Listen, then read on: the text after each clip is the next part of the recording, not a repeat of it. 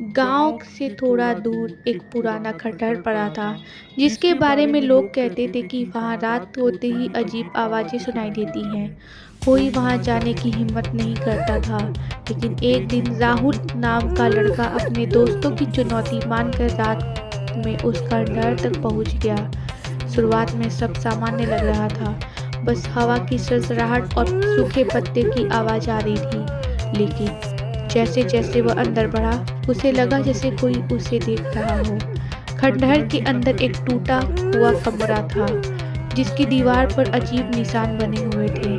अचानक उसे पीछे से कदमों की आवाज सुनाई दी। उसने मुड़कर देखा, लेकिन वहां कोई नहीं था। उसका दिल तेजी से धड़कने लगा। उसने खुद को समझाया कि ये उसका भ्रम है, लेकिन तभी दरवाजा अपने आप जोर से बंद हो गया। अब वह कमरे में अकेला फंस चुका था।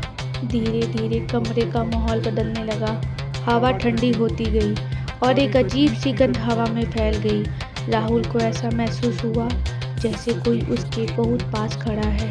उसने कांपते हुए आवाज लगाई, लेकिन जवाब में एक धीमी हंसी सुनाई दी। वह हंसी किसी इंसान की नहीं लग रही थी। उसमें एक अजीब सी ठंडक थी जो उसके रूह तक पहुंच गई। तभी दीवार पर बने निशान धीरे धीरे हिलने लगे और एक परछाई का रूप लेने लगे। वह परछाई धीरे से दीवार से अलग होकर जमीन पर उतर आई। राहुल पीछे हटने लगा, लेकिन उसके पैर जैसे जमीन पर चिपक गए थे। परछाई धीरे धीरे उसकी तरफ बढ़ रही थी और उसके हाथ ठंडे होते जा रहे थे।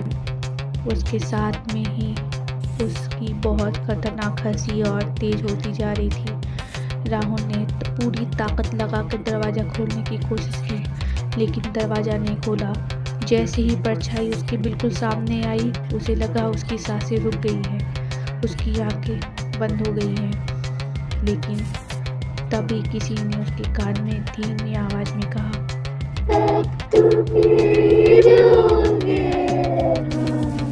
अचानक सब शांत हो गया। दरवाज़ा अपने आप खुल गया। राहुल वहां से भागता हुआ बाहर निकला और पीछे देखने की हिम्मत नहीं की। अगले दिन जब गांव वाले उस खंडहर के पास गए, तो उन्होंने सिर्फ राहुल के पैरों के निशान अंदर जाते हुए देखे, बाहर आते हुए नहीं। उस दिन के बाद से लोग कहते हैं कि उस खंडहर में अब दो परछाइयां घूमती है, एक पुरानी और एक नई।